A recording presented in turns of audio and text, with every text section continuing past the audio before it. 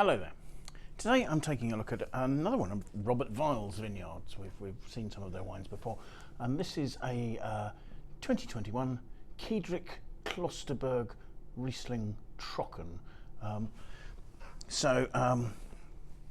Weil's vineyards, the principal vineyards are from Kiedrich, this small town where the estate is based. Kiedrich Klosterberg is an Erste Lage, so not a Grosse Lage, but a first growth, not a Grand Cru, to use French terminology. The winery makes entirely Riesling, so this is pretty normal. Trocken are dry. The Klosterberg is a vineyard that took its name originally from the fact that there's a track running through it, or there was a track running through it, that monks from Klosterberg used to use to get to a mill that they ran. So the monks would walk through it, and thus the Klosterberg took its name.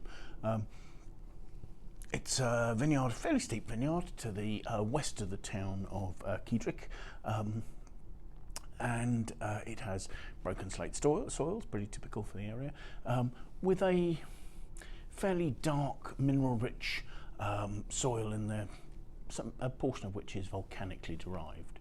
So relatively rich soils over free-draining broken slate. And I love the fact that they describe this as giving wines with rich Baroque opulence. So it's a sort of mineral style wine, but with some weight behind it. 2021 was a vintage that was quite difficult to manage. There was quite a lot of cold, wet weather throughout the season that required the careful management of the canopy, thinning the canopy to allow wind to come through to dry the grapes, cutting back the bunches, and green harvesting to reduce the crop, and those sorts of management. And that all worked out really nicely for them when in September they got a period of hot, dry weather that enabled the grapes to reach a full physiological ripeness. Not a particularly overblown ripeness, but a good level of ripeness. The vineyard practices at Robert Weil are, they were one of the early people to adopt a sustainable approach. So you have a pretty organic approach.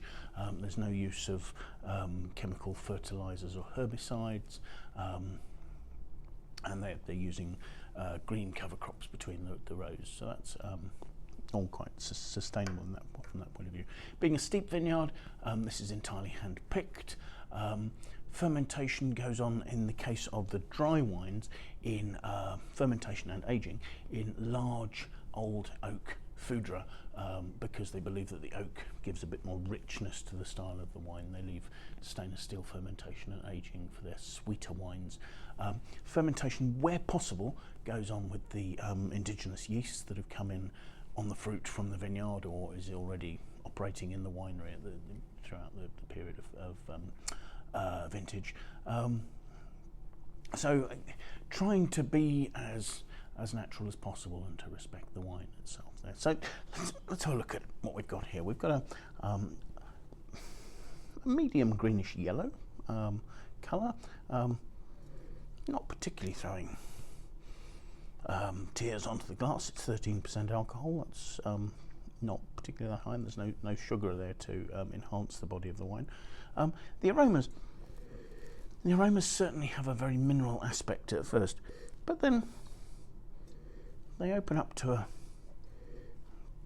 quite a rich, limey and floral aromatic note there. So quite classic Riesling, but actually there's quite a lively, almost a sherbety perfumed note there. There's notes of lime blossom, honeysuckle. It's almost, I think, a slight honeyed note on it as well.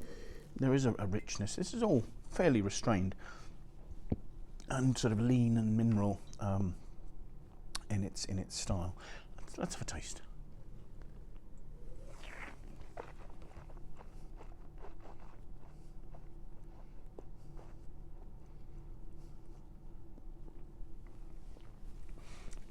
So actually, strangely, I know it may be auto-suggestion, but I'm getting what they mean by this sort of Baroque elegance. Quite often with Rieslings you'll get a very lean style, but actually this has a lot of sort of front of mouth focus.